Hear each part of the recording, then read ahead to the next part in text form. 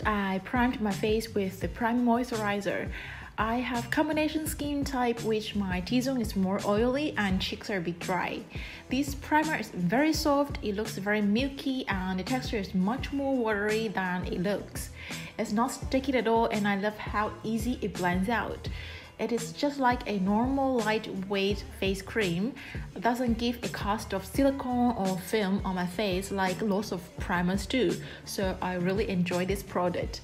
The only thing is that it is in a toothpaste packaging. Somehow it is a little bit hard to control the amount I squeeze out, but generally the product itself is really hydrating, and you can see after I applied it, my face looks more moisturized and plumped. I recommend it to all skin type, even oily skin, because it is very lightweight.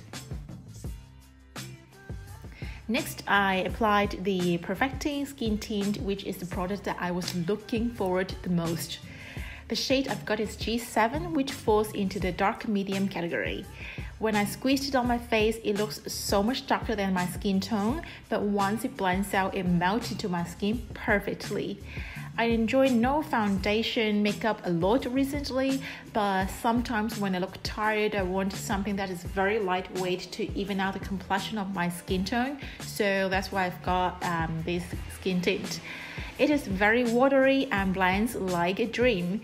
I can't feel anything on my face, which I really love, and it gives a very natural glow to my skin that doesn't look oily. It's so amazing.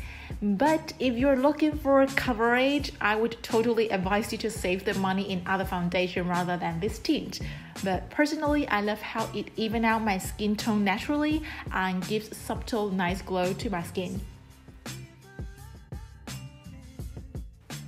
I don't normally wear any concealer ever because I really can't find one single concealer that doesn't crease into my fine lines, and I don't like the heavy looking feeling on my face.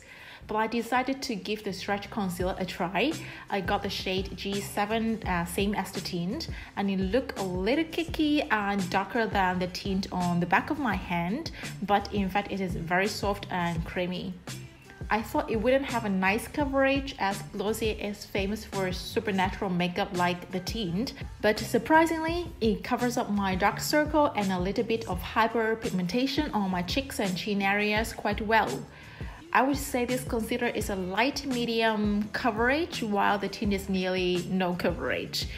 I can totally see myself just using the concealer to cover my dark circles on some days that I don't want to put on the tint. Cloud Paint is another product that I was looking forward a lot. I don't like kicky feeling blush, especially I don't wear full foundation anymore. Powder blush on bare skin can look really weird and kicky.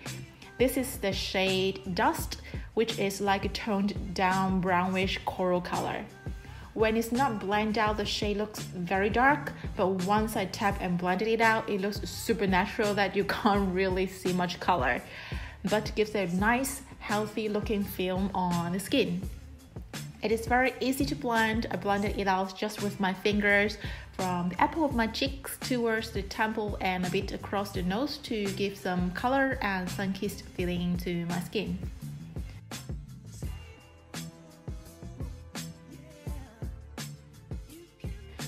Even though I love how the tint gives my skin a nice glow, throughout the day when my skin gets oilier, I think it could look a little oily, so I got the Wow powder in the shade G5 to 7 together with the Wow powder brush.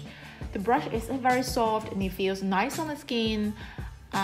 I was worried a bit about the color of the powder would be too deep because it is a shade that is for darker skin from G5 to lighter skin G7, which I am the lighter one G7. But when I put it on, it doesn't really reflect a layer of color. Instead, it feels very moisturizing and quite transparent.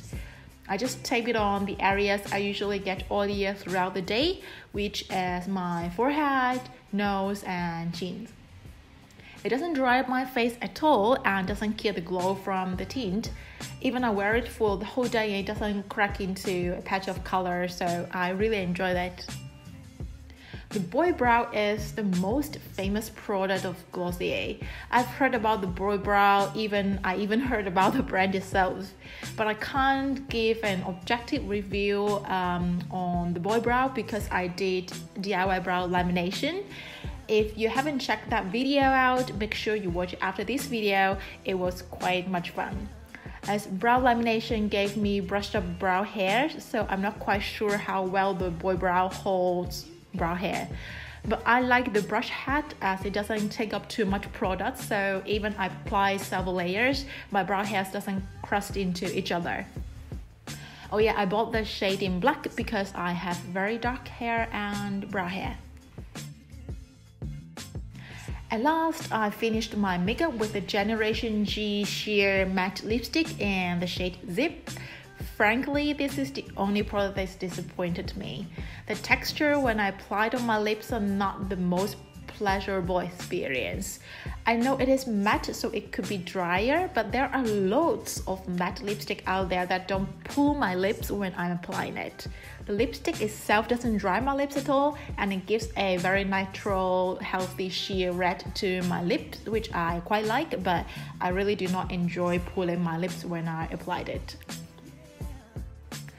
That's all of the Glossier products I've got, and this is the final look of a full face of Glossier.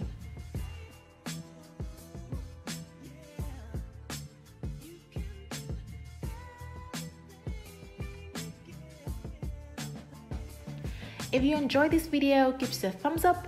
If you haven't subscribed to my channel yet, click that subscribe button now, and I will see you in my next video. Bye!